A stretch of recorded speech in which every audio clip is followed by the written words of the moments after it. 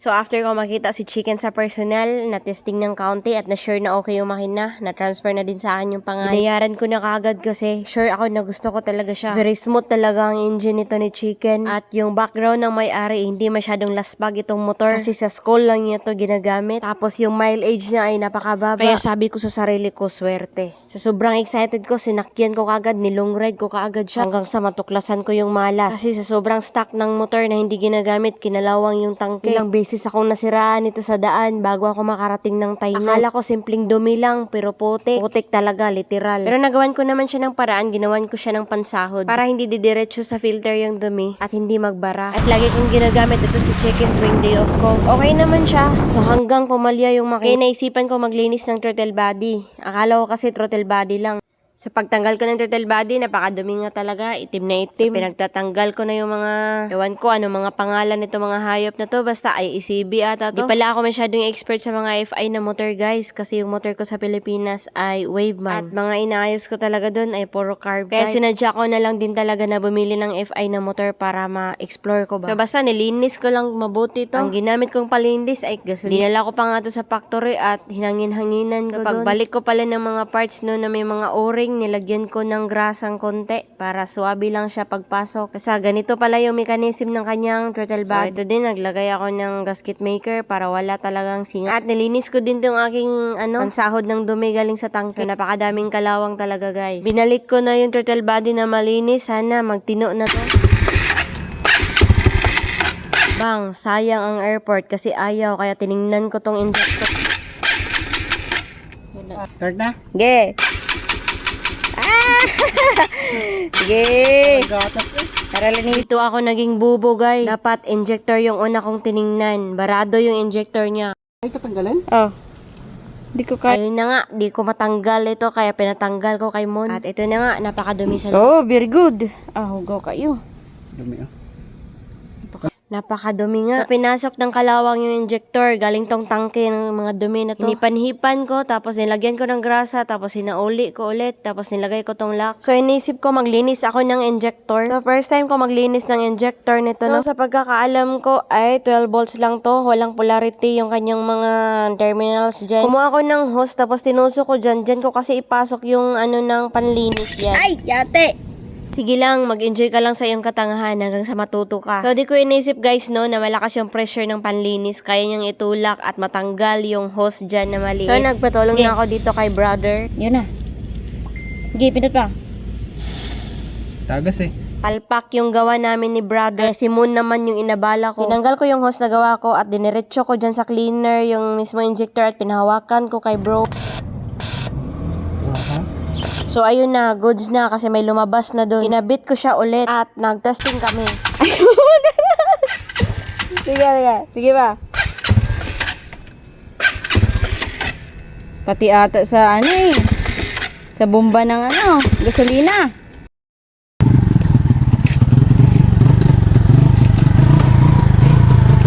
Okay, bro mo ba? Brrrr.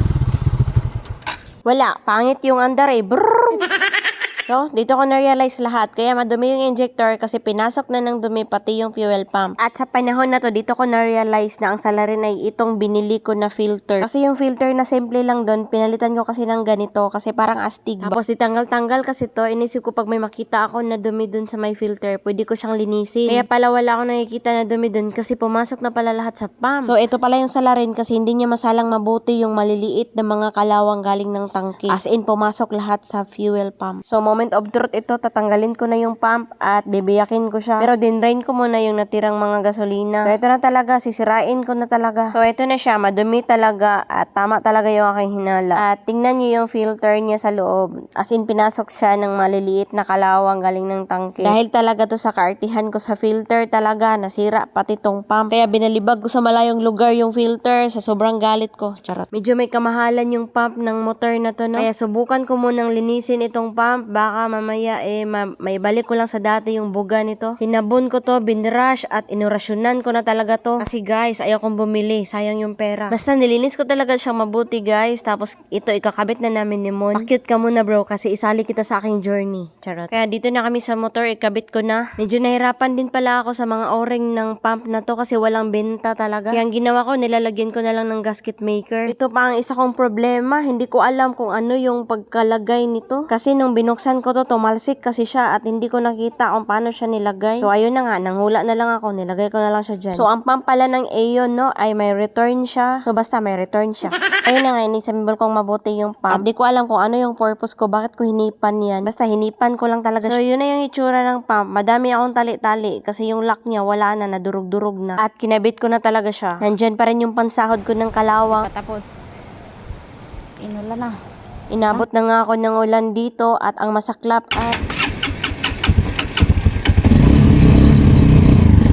ayaw pa rin niyang umandar. Mahina ata yung buga ng pump. Wala na, sayang talaga yung airport ko. Nasira pa tong, ewan ko anong tawag nito, naputol eh. Ginawan ko lang ng paraan. So ayun na naman, dito na naman ako sa paglilinis ng injector. Dinala ko na to sa loob ng factory kasi curfew na namin. So malakas naman yung buga ng injector. Tingin ko wala naman ng bala. Kaya fuel pump talaga, mahina yung buga. Kaya the next day, ito naman, hindi na naman ako mapakali. Tinanggal ko naman ulit yung fuel pump. Nagbabaka sakali ako ulit na magawan ko siya ng paraan na lumakas yung buga. So ito na nga, naghahanap na naman ako ng paraan, di kasi ako mapakali talaga. Itong bottle, binutasan ko siya ng dalawa at nilagyan ko siya ng dalawang hose. At hinipan ko siyang mabuti na sinuro ko na wala siyang leak. Tinanggal ko na naman tong pump at tinanda ko na nga tong dalawang wire para sa terminal ng pump at connect sa battery. At naisip ko na naman na dapat nandun yung socket kaya lumabas ako at pinutol ko yung socket dun sa motor para may magamit ako dun sa pagtest. Ito na nga, nilagyan ko na ng galon tong tubig. Ay, balik.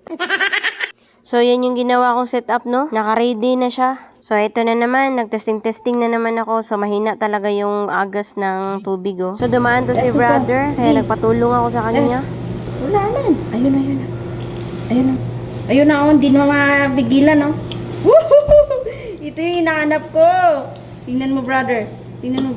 Oh, Tanggal pati dito. tanggal.